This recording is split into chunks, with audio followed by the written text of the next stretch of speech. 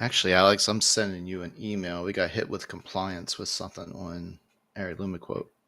Stupid Surprise. shit. I know. Seriously, Surprise, dude. surprise. How many compliance infractions do you get Dude, in a month? they find the craziest stupid shit. Well, I sent you one the other day. They I know. pinged every piece of That our was in a YouTube inventory. video too. That was wild. Yeah. They have a bunch of uneducated people in there. I guess interns or noobs, and why would you take screenshots of 50 vehicles that all have the same issue when you know it's part of a template? Just unbelievable. Is that Higby and Associates? Is that what? Oh, is the company that is inquiring for the compliance issue called Higby and Associates? I don't think so. I don't see Oh, anything here. No, it's Advertising Checking Bureau in Memphis, Tennessee is what is on the mm, what's on the email. Yeah, gotcha, I'm sure they gotcha. outsource it. Oh, of They course. Oh outsource it yeah. to some company that has no idea. Yeah, I get one of these weekly for the most random weird shit. Unbelievable. Well, it looks like Drew Ament is here. So I'm fully expecting some great commentary from him. We always do. Yep, he's already jumping on the OEM compliance issue you're talking about, Jeff. Oh, yeah. Dude, honestly, we could just do a full show, a bitch session. Yeah, that would be I know, I'll everyone be in the watching. audience. Yeah. Anybody who's not in OEM, come on and bitch Yeah. about compliance. Maybe I could find someone at one of these freaking companies that they pawn it out onto, and maybe find like a small little whistleblower of some sort that would be willing to come in. We got Bill Vaughn and Ryan Everson, and I know Ryan Everson has never come across a compliance issue. No, of course not. Never. Yeah, it's if it's something serious, I get it, but you can't use the word specials. The logo has Nothing to that'll help you be sell a with a car. black Oh, background. here we go, Yeah, guys. nothing.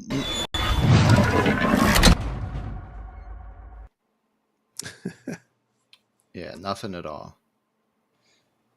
Well, hello, everybody. Welcome to Compliance Friday. I feel like every day is compliance day anymore. It's Friday. Every Friday's compliance day. Well, like Every day. that's the one day you shouldn't have compliance issues. They should just like schedule the email to fire out on Thursday at the latest. So Monday through Thursday, you can piss people off. Fridays, be nice. Come on, we're getting ready for the weekend, either to go have fun or to sell a bunch of cars, and take your compliance issues and sit on them for a couple of days, please. Well, especially stupid ones. Yeah. Yep. Nope. All right. Well, John, welcome to Refresh Friday. Yeah, John. Thank you. It's nice to be here, guys. Cool. Very nice to be talking a little bit about, the Facebook stuff and compliance. Well, give us a quick rundown of your background, how you got into it, what were you doing before? Yeah. So, long story short, is I used to be an affiliate for Auto Credit Express back in the day. So we would provide leads to these third parties that would then provide the leads to the dealerships. And as an affiliate, we were generating anywhere between 50,000 to 100,000 leads between USA Drives, Canada Drives, and Auto Credit Express.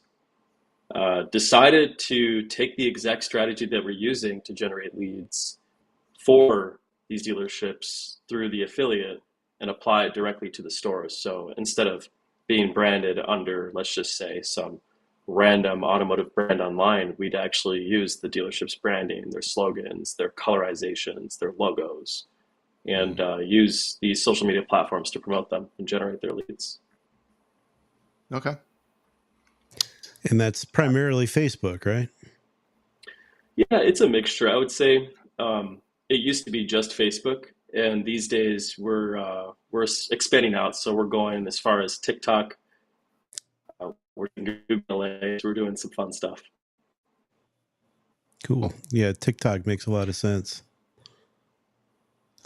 Yeah. And Does of it course, though? I mean, I guess Instagram you too, would right? know.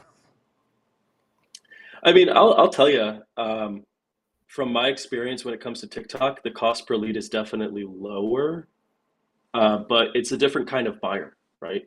So the kind of Okay. buyer that comes through a social media account like Facebook or Instagram is going to be somebody who's had the account for years. Usually, it's someone that's between the ages of 20 to, let's just say, 65. I mean, there are some accounts that are older than that. When it comes to TikTok, it's just a younger crowd. So you're talking about people who don't have a credit score yet, people who may not have the income or the, I would say, people that would not meet the minimum financial requirements to buy a car. But Gotcha. that's changing. It's changing quickly. I'm starting to see the audience begin to expand to a higher age range. Yeah. See, I don't like that. I don't like the sound of that,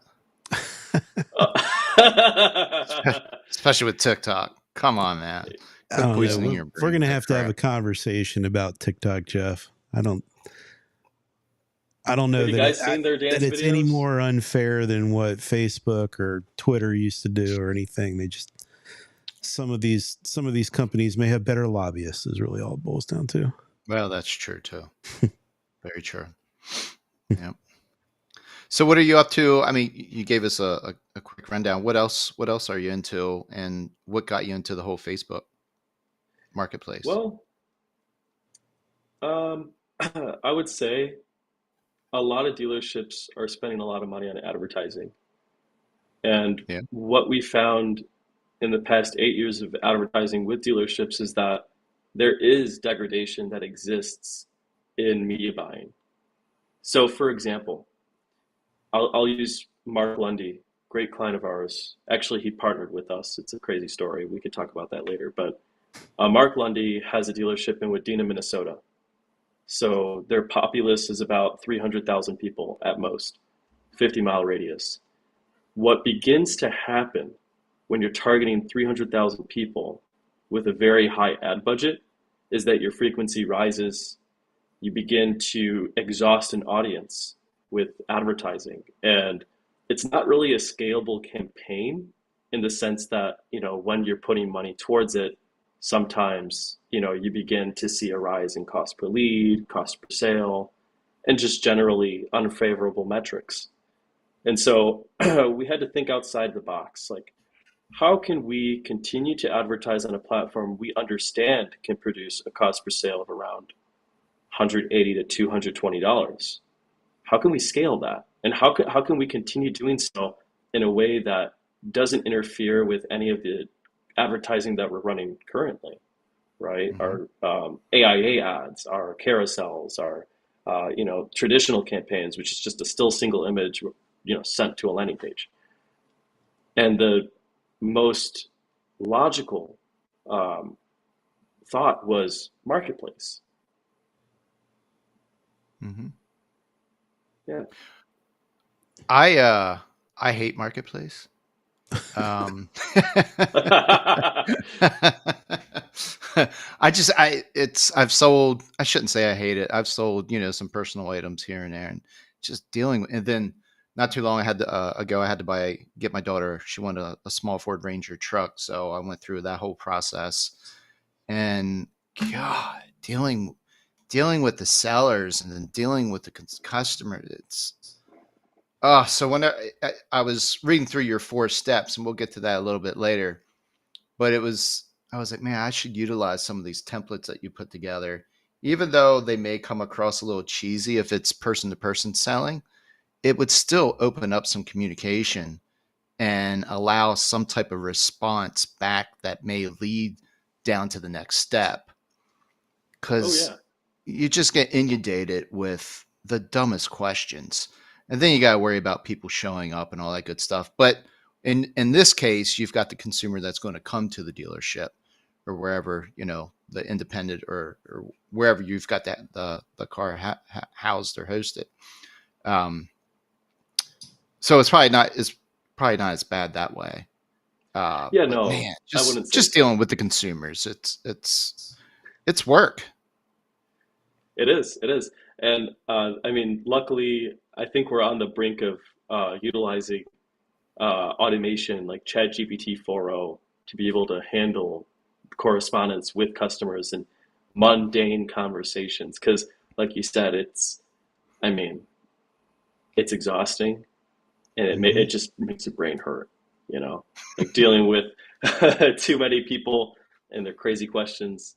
Um, I think we're finding that, yeah, using softwares to, um, Mhm.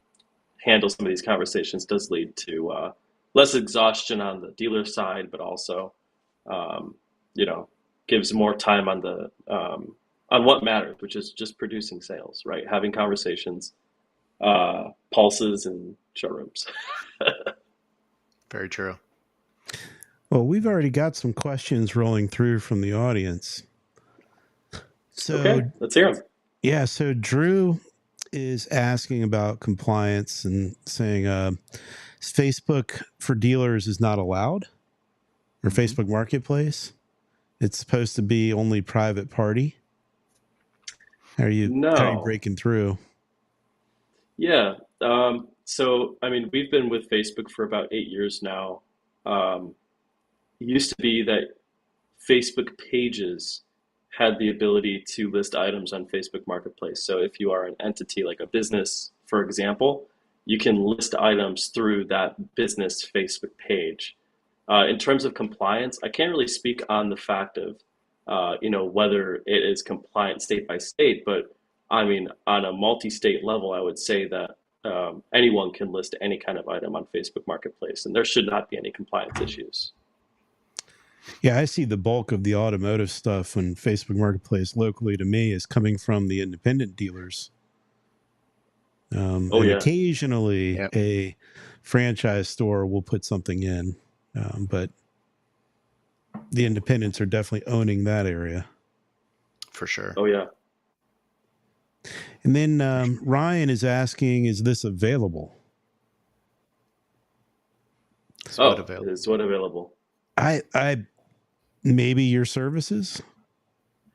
I don't know. Uh, uh, so our advertising services are way separate from this.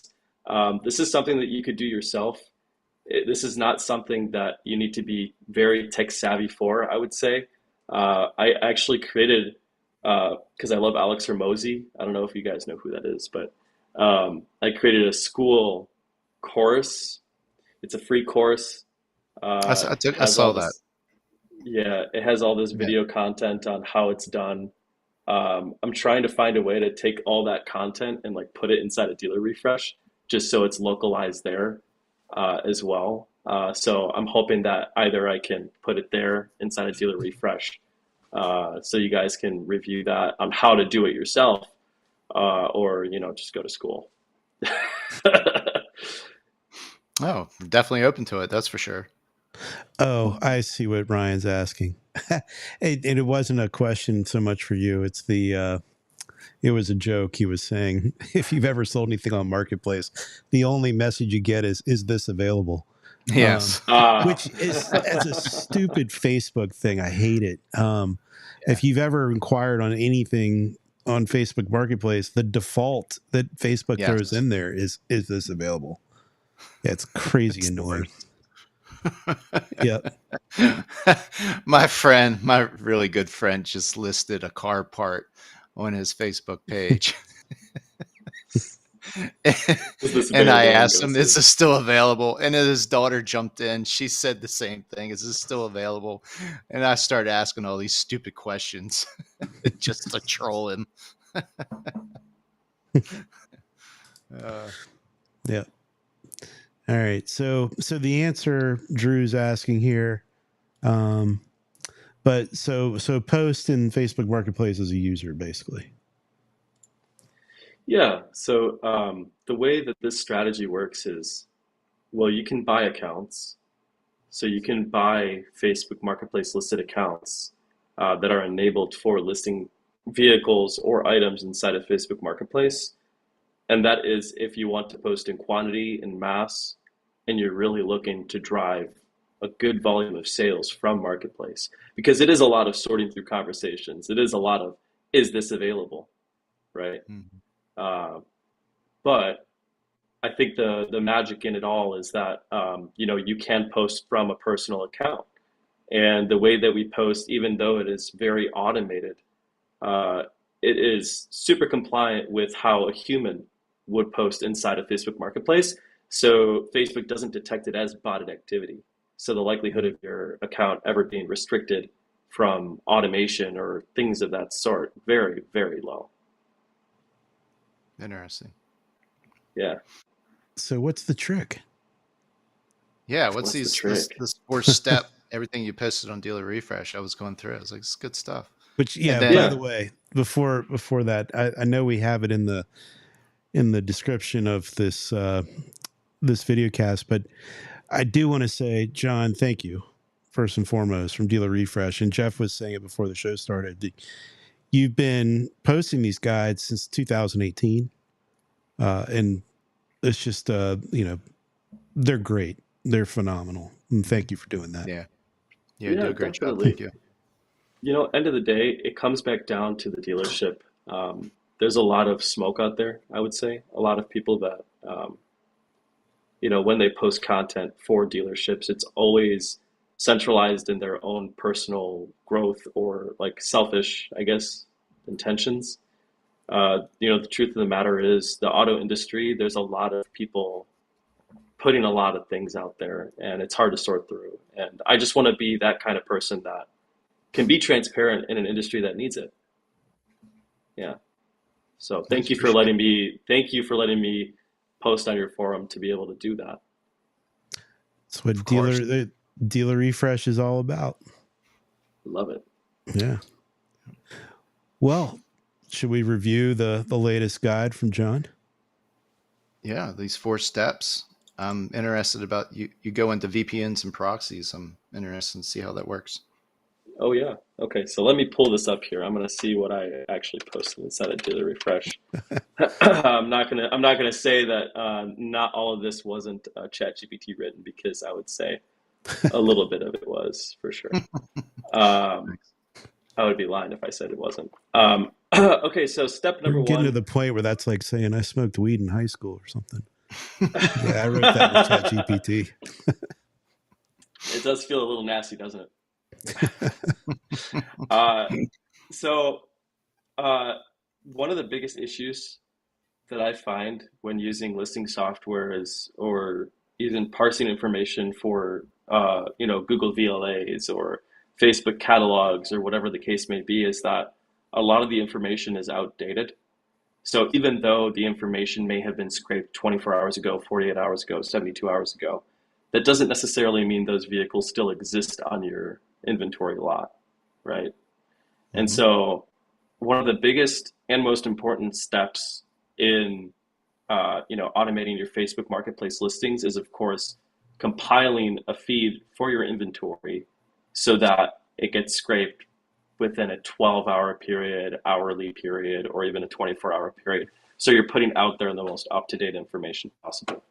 Okay. And the way that we do that is through something called Octoparse. It's one of the biggest open source parsing tools available on Mac and Windows.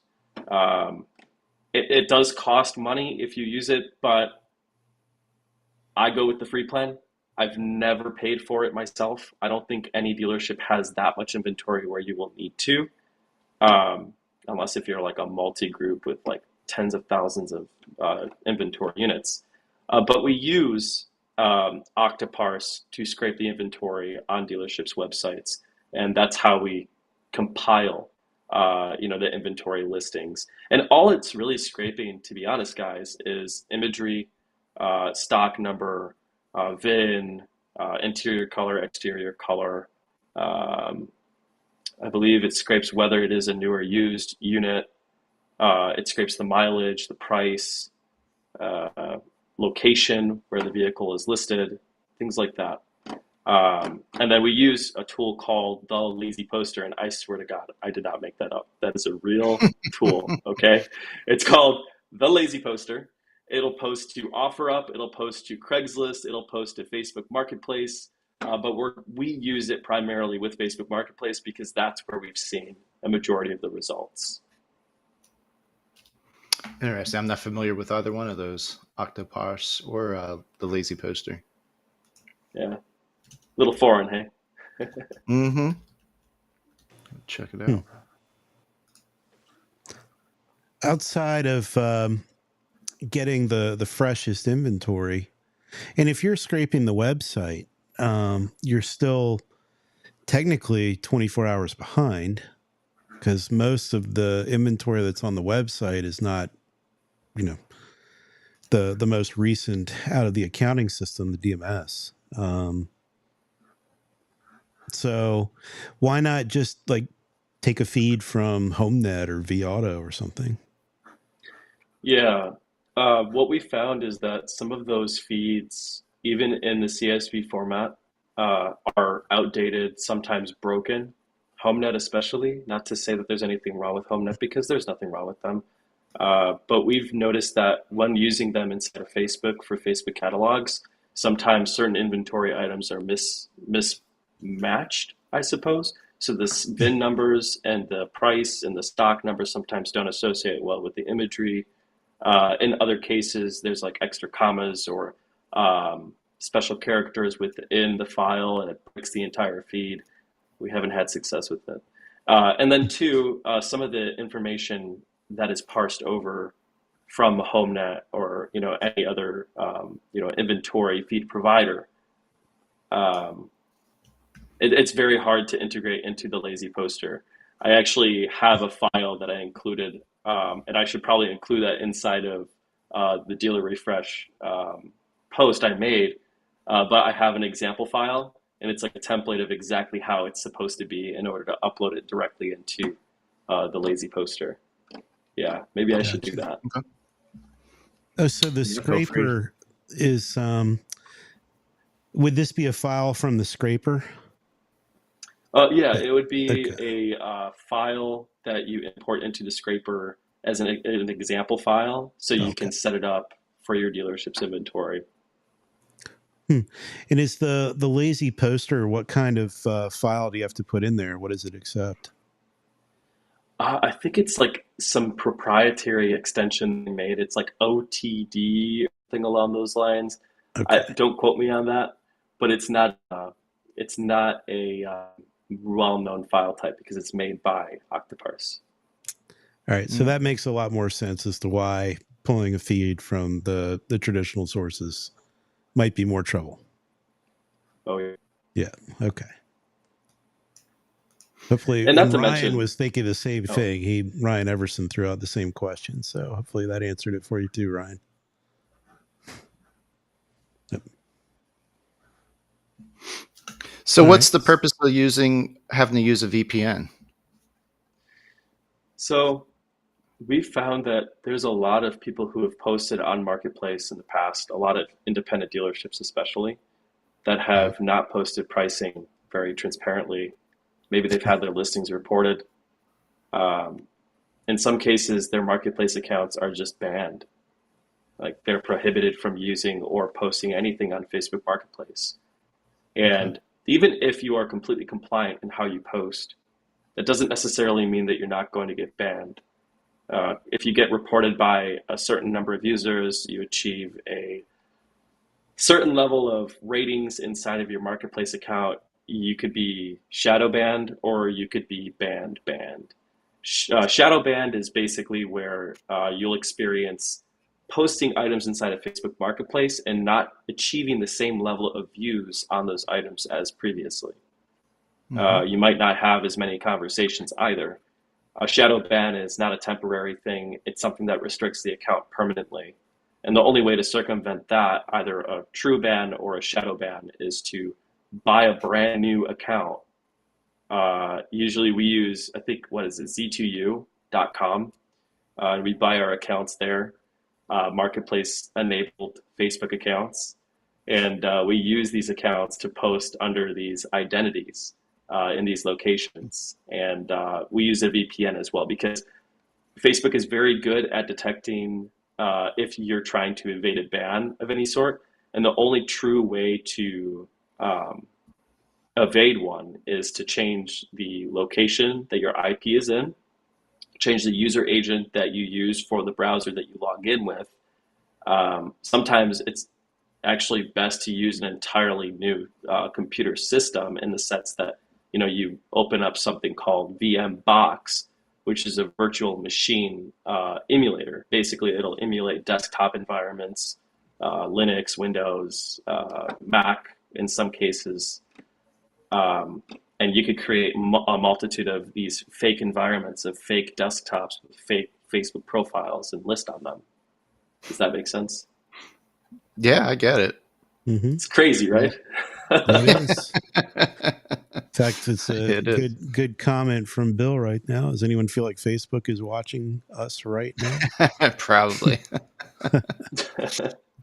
We got And Mark listen. Zuckerberg just following. Yeah. You can't be teaching Ryan, people this stuff, John. Ryan wants to know if Takes that's over the where, cast. is that where Putin gets his fake Facebook bot accounts from? Maybe. I would say a lot of fake Facebook accounts are sourced through Z2U. So if you've ever had one of those spammy profiles, add you as a friend online or something along those lines, then that's probably where it was sourced. Huh. I wasn't aware of that. What does Z2U stand for? Or I'm not sure. Is that not a safe thing to ask? I don't know. Let's find out. I'm going to look up the definition. If it's not safe, I might not share it. Yeah. Z2U.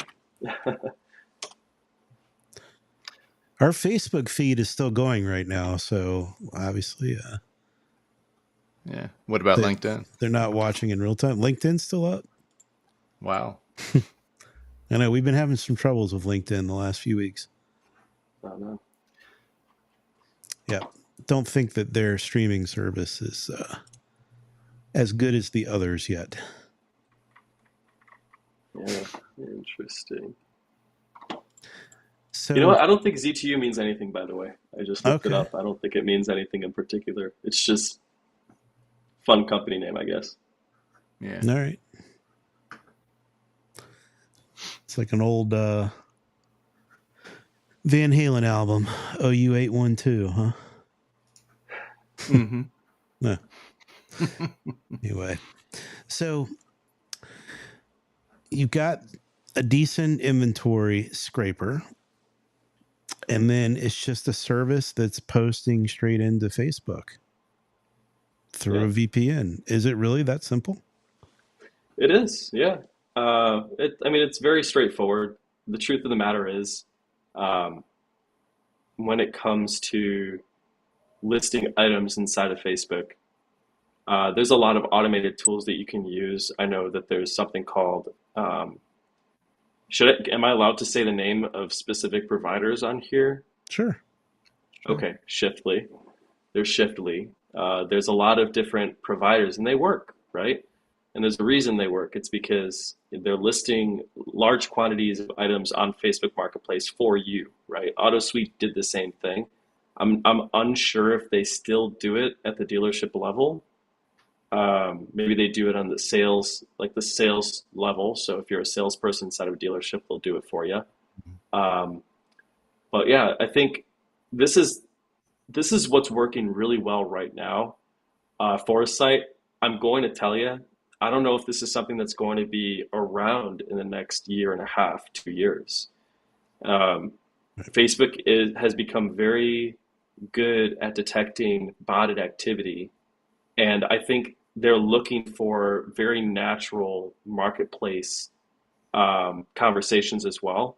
So as we begin to incorporate GPT technologies into replying to these listings for dealerships or for any business for that matter, Mm. um, we might begin to see more accounts get banned.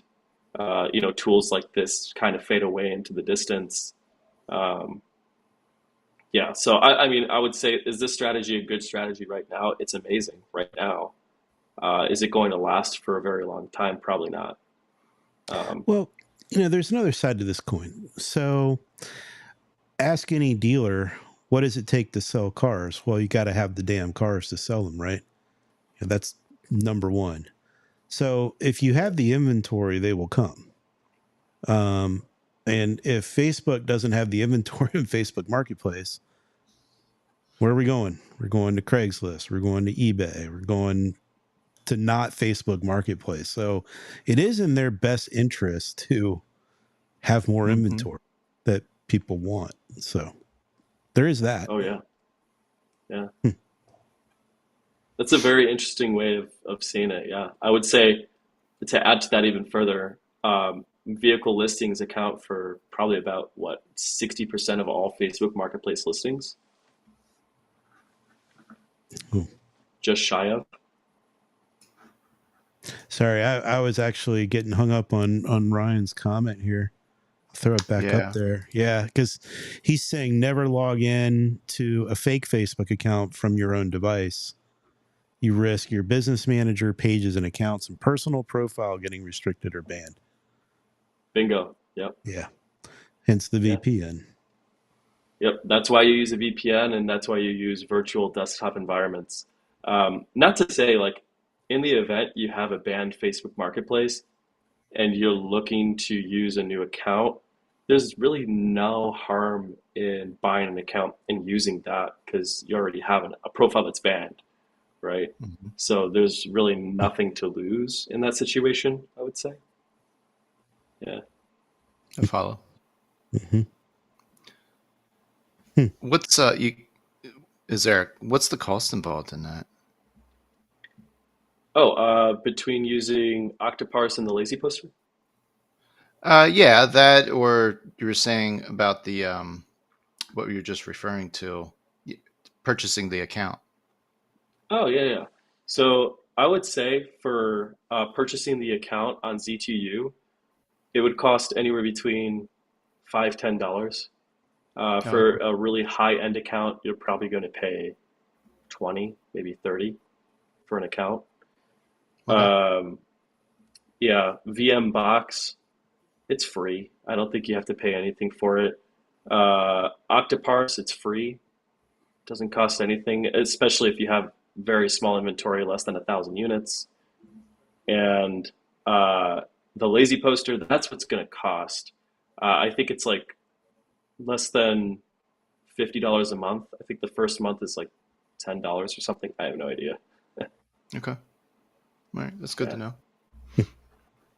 Yeah, I like Drew Ament's comment here. So this is all Black Hat, not technically allowed via the terms of service. So VPN, buying accounts, possible bans seems sketchy. I like it.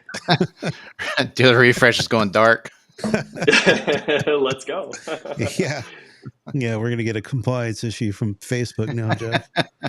Jeez Louise. With cease and Just what I'm I gonna desist I'm need. gonna letter at see a new least. email. We're Yeah, streaming I on would Facebook on say. how to hack Facebook. Oh, this is streaming on Facebook too. Oh yeah. Oh, that's awesome. uh, Boy. no, guys, honestly, when it comes to uh, making these marketplace listings online in an automated way, it is very out of the box. It Hmm. really is. But to be completely fair, completely honest, there's a lot of dealerships that are using strategies that are pretty much, copy paste. It's Hmm. the exact same thing that everyone's doing. If you want to be out of the box, if you're looking to make an additional 15, 20 sales a month, this is the winning strategy to do that, right? And it's going to be a completely different traffic source for you, and it's nearly free. So, of course, it's going to be a little bit crazy, right? If it's going to, I mean, let's just say if this was something that were, thousands of dollars a month to pay for, or something along those lines, then Uh, of course it would be a lot more cut and dry. Yeah. yeah, be totally legit. I mean, all hacks are free, right? I Till would say somebody so, figures yeah. out how to monetize them. Yep. To some degree. Now, you were mentioned 15 to 25 extra sales, and your step 3 is scale your listings beyond 25 cars per month using the virtual box. You say something about scaling multiple accounts. Do you want to go into that a little bit more? Yeah, so I'll tell you our testimonial, like what dealership we've recently had success with using this exact strategy. And then I'll talk about the hypothesis behind scaling, right? Because it is a hypothesis. I'm going to put this out there. It's Hey, not John, something that we don't name your dealerships that you're doing this with. do not. Yeah, don't. I wouldn't. Just in case, like, don't get them in Okay, trouble for being transparent like that. gotcha. Okay, so I'll just say their location if that's fine. Sure. Sure. So independent dealership in Lexington, Kentucky. Uh, they sold. Let me just look at our report here.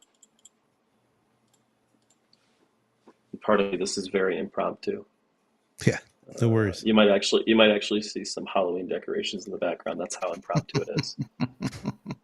Uh, At least you got some decorations back there. yeah, that's right. We're trying to prepare the house. We're like painting and such. We got this big Halloween party coming up. Nice. Nice. So in this case study with this dealership from Lexington, Kentucky, they're an independent store, probably about 50 units on their lot, split between two locations, probably an additional 20 at the other location. They sold about 20 cars from this strategy. And the hypothesis, and this is not concrete, and it would be unfair for me to put it out there and say that it is, right? Because I want to be transparent with you guys and everyone. Uh, I think that in order to scale this, you need to do so in a way where you have a multitude of accounts, right? So you have similar feeds going to a multitude of accounts. Because here's the thing, if you post duplicate items on one Facebook Marketplace account, you're going to be restricted from posting those items. You can't post duplicate photos on the same account. You can't post duplicate items of the same VIN on the same account, right? And so the only way to get around that would be to have separate accounts for posting, right? Accounts that could evade being shadow banned, accounts that you don't necessarily care about, I would say, um,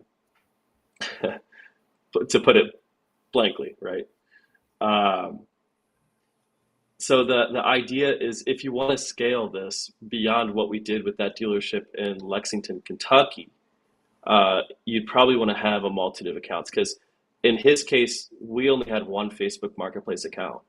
We were just automatically listing these items in different areas within the state of Kentucky in one Facebook account, right? Um, so yeah, if you want to scale this, you probably want to have a multitude of accounts, a multitude of desktop environments, and of course, delegate those environments to people that work inside of your store, like different sales reps, so they can manage these conversations as if they are, as if there's another human on the other side. Because Facebook knows exactly what's automated and what isn't. And luckily, they haven't cracked down on this yet, but when they do, yeah. I mean, I'm still hung up. Like, I realize, and before we were bringing you on for this show, I didn't, I wasn't quite putting two and two together on, where where this is a little black hattish. And, but the other side of me is like, dealers, we all just want to sell cars. And, there are great consumers on Facebook Marketplace. And why Facebook makes it so hard for dealers to do that is, Yeah, I don't why? understand that. Can I explain why? Please. Please. So, and this is from our findings. I've communicated with many other vendors. on the media buying side, and they have found very, very similar things. CPMs are on the rise, right? What is a CPM? CPM is cost per 1,000 impressions, right? Facebook, when they place an advertisement, each individual ad is an auction, right? That you're bidding against. And each and every bid that you automatically make inside of the Facebook platform will place you either higher in the news feed or lower on the news feed, higher in the reels, lower in the reels, things like that, right? What we found is that CPMs have rose almost double in comparison to, let's just say, 2016, 2017, when your cost per 1,000 impressions was anywhere between $8 to $12. Now, on average, it's about, I'd say, 18 to 24. So the costs begin to rise as more and more dealerships begin to realize that there's opportunity inside of the Facebook ad platform. And that goes for any platform, right? Like once dealerships realize there's an opportunity to be had in TikTok advertising, right? CPMs are going to go up there. And maybe there's going to be some seasonality to that, but they will go up there. And I think too, consumers are becoming a lot smarter. So, the cost per sales that we saw back in, the heyday of Facebook, 2014 to 2018, I'd say cost per sold unit was anywhere between probably like $75 to around $120 at the highest end. And now it's almost double. And I think it's because consumers understand when they're submitting their information online, when they're coming through a landing page, when they're going through a Facebook lead form, to use their due diligence when doing so. And yeah, I mean, I don't know if you guys can speak on any of this. Have you seen the conversion rate on online leads or internet leads go down progressively over the past few years? I've outside of the car business, my own company, we have had to scale back the Facebook spend significantly because the return on the investment is like nearly nil now. Whereas a few years ago, it was our number one source. So we've put most of our money into LinkedIn and now paid search. So paid search has become quite a viable spot for us. And that's the one thing, like paid search has seemingly been a good source of leads forever. Whereas Facebook, especially in my experience, has been so topsy-turvy. It's like, 1 month it's okay. Back in the day it was amazing. And now it's like, I don't know if it's election season or whatever it is, but we're not getting anything out. It's just throwing money at nothing right now. So I can't spend dollars on Facebook other than to, you have to spend money on your organic posts or they don't go anywhere. So you have to buy those. But I still I struggle with Facebook in that they need to figure this out because they're charging a lot more. They're returning a lot less. And if they don't start doing something better for all advertisers, then hey, it's gonna be a problem for them. It's already becoming a problem for them. They're just so big that maybe it's not as noticeable yet. Yeah, I think it's there's varying reasons why that is, and I think too it comes down to strategy, right? So your typical strategy inside of Facebook is create a Facebook lead form, create a short form, maybe simple inputs, a name, phone, email, and then push them through a single image ad, right? Or test a multitude of single image ads and see where that goes. But I mean, the fact of the matter is a lot of the information that's put into these lead forms is out of date. And that's because it's pre-compiled from Facebook profile information. So if your profile is, let's just say 10 years old, like mine is, right? And I've been a user on Facebook for many years. My phone number, my email address are outdated. I don't use those. I don't use that phone number. I don't use that email address anymore, right? So you send that lead into, let's just say, a car dealership or whatever industry your business resides in. Um, it's just going to be a lot of bad leads. It's going to be a lot of people that you're talking to that have no idea why you're talking to them. It's going to be people who, you call and they're like, "Hi, Brenda," and their name is Ashley, right? It just doesn't make sense.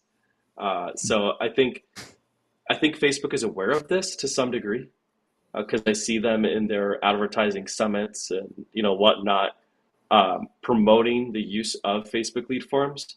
But I also think that Facebook understands that that's the moneymaker, right? Because people will spend the most money on average or even a little bit above average results, and that's the truth.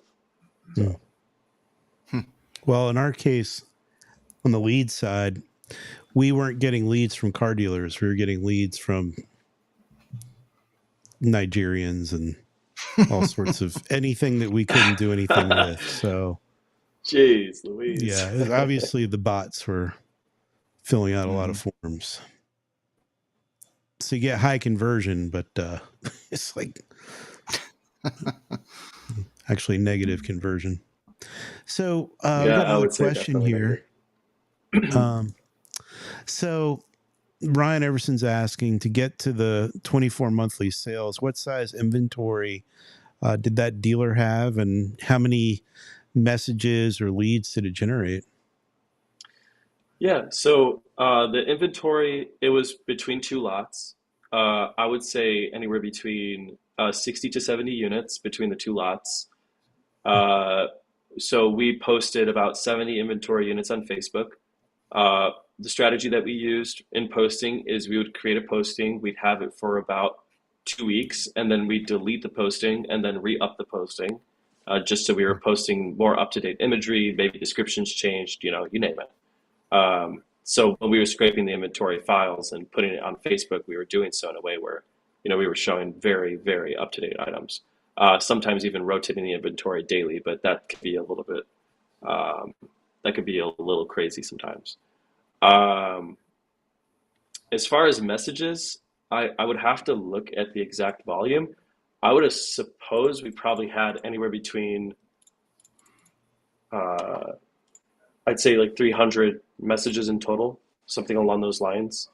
I would have to look inside of our little CRM that we built here just to see exactly. So hold on, give me a moment.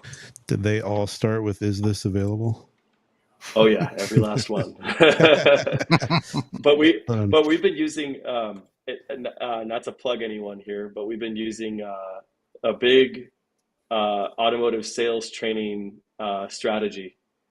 by the way, Uh, that's an 8% closing ratio. that's an 8% closing ratio. Yeah, Yeah. yeah, that's pretty good. Too shabby. Uh, yeah.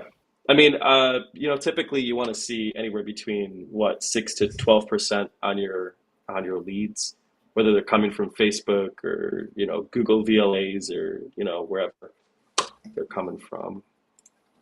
I apologize, my internet must be out or something. Oh, no Um, worries. Um, you know, in this comment from Bill Vaughn here, he said, "I bet you are properly utilizing the scripts that you recommend," because he can personally attest to them. He says very similar to their internet lead response approach. And coming from Bill, who I have, I know what he does. That's high praise. yeah. For sure. Yep. So, is this still available? How are you handling how are you handling those type of leads or those type of responses? Yeah, so it's part of educating, right?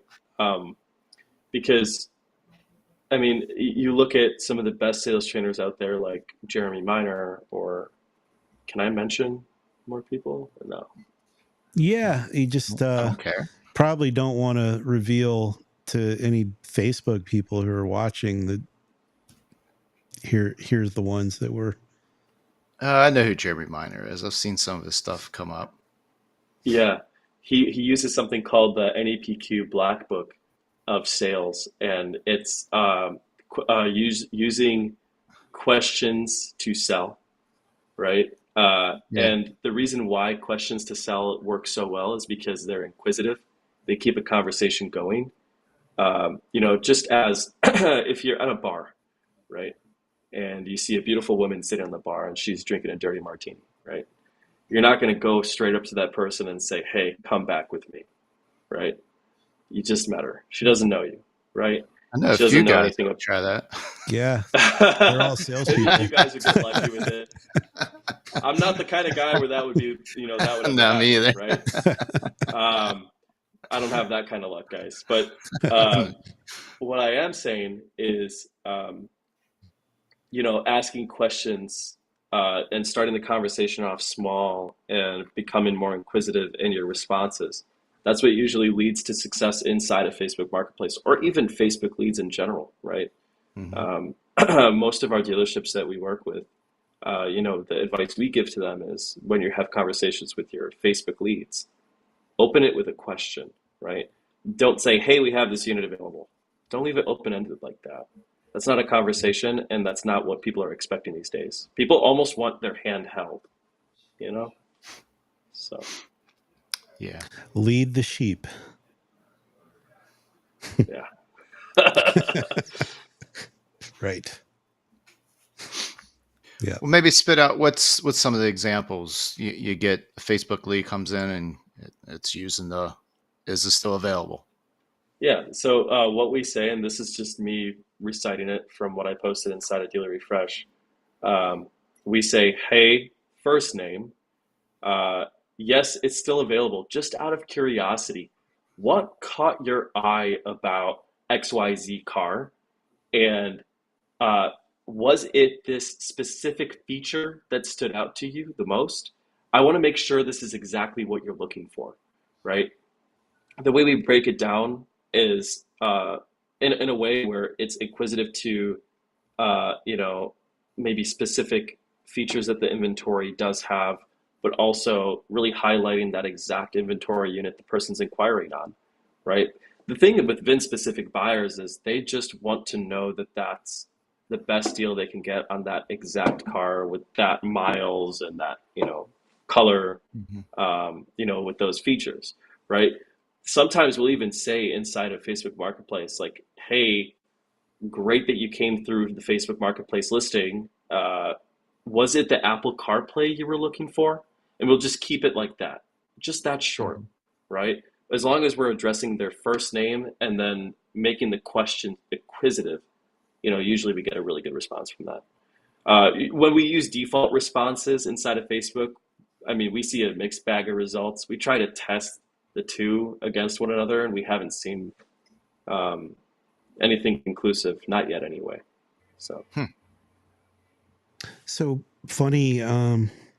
I've been trying one lately. I big time into photography and just switched from Canon to Fuji.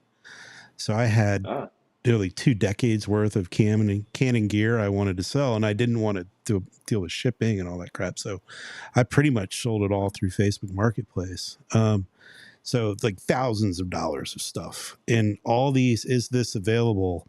And I would respond back with, "Hey, if you can get it from me today, I'll give you another $20 off the price," or something along those lines. And that always brought a response back. Like, "Oh, that's still too rich for me," or "Oh, really? I don't know if I can make it down there right now, but what if tomorrow?" Like, I mean, that always got a Still got, response. So that's yeah, another, yeah. that's what you're looking for. Some type of action back.